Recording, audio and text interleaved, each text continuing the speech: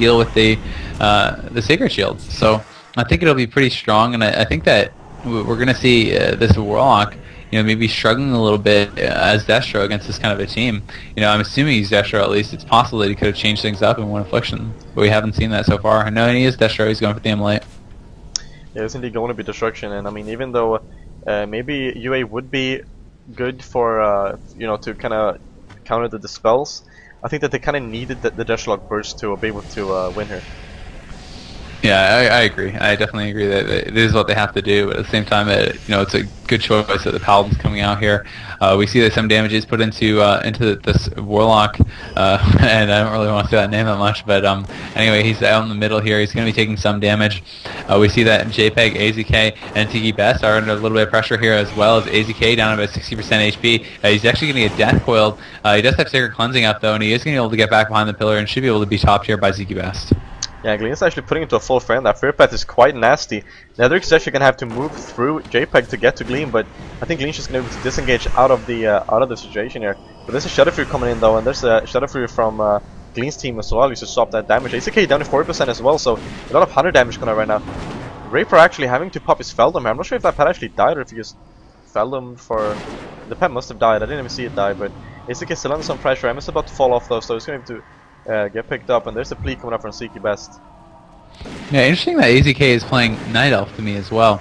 And he's doing quite a bit of damage here. Both these hunters, really able to spike their opponents pretty hard. AZK is going to have to deter since he is at a 40% HP. There's a scatter onto Tiki Best. He's actually going to have to bubble, and he should be able to top off his hunter as a result of that.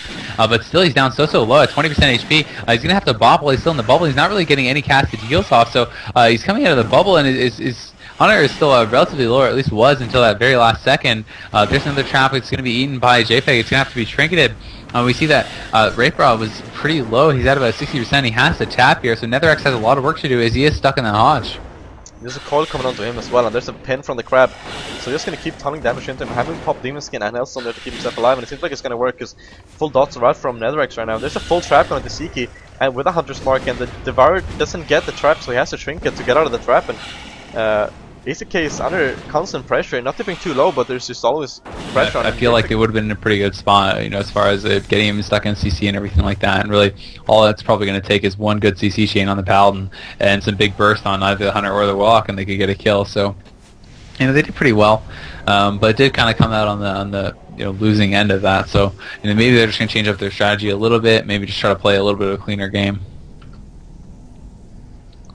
Yeah, for sure. So ACK is just going to play pretty passive once again, just peeking out of that pillar, throwing out some damage, and then instantly going back. But there's a Shadow Fury coming in to hit that Howlum to ACK and Siki, but doesn't actually hit Siki, so it's going to be fine for that Howlum. There's a Feign Death from ACK stopping a lot of damage. Yeah, and he is going to be taking quite a bit. There's a CS onto Jpeg, and he was trying to get a Fear off, but he's going to go right for the Immolates now. Tiki Best trying to top AZK back off. He does have a Secret Shield up, though, and with no offensive Dispels, they're never really going to be able to get back off. We see the Hodge put onto that Warlock on a Raper. There was a scatter that came out of Gleen, but I'm not really sure who it was on. A big Shadow Fury is going to come out from Jpeg. We can see that the Fear is put onto this Warlock Raper, and he's going to be stuck in that. The Devourer, unfortunately, not able to get it. His pet is being slain right now by ACK, spamming out the damage onto it.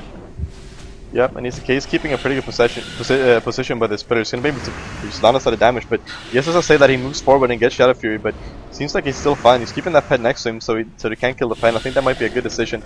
Just pinning Homer's there in the open, you're trying to land some damage on him, but just going to be able to fall back with the Hulks from NetherX.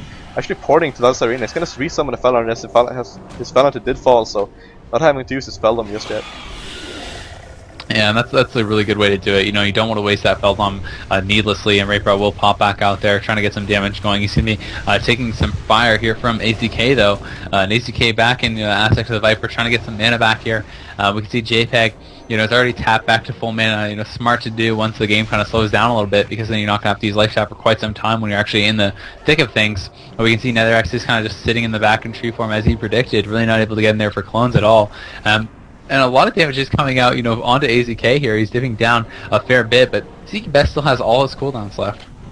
Yeah, it does indeed, and that's quite a big difference from the last game. I mean, last game they managed to force that bubble and a trinket really early into the game, but now he's just been able to sit back passively and save all his cooldowns. Yeah, this pet might go down here once again. It looks like it will. Another pet does fall here, and Reaper is going to have to pop that Feldon this time as he's not in portal range.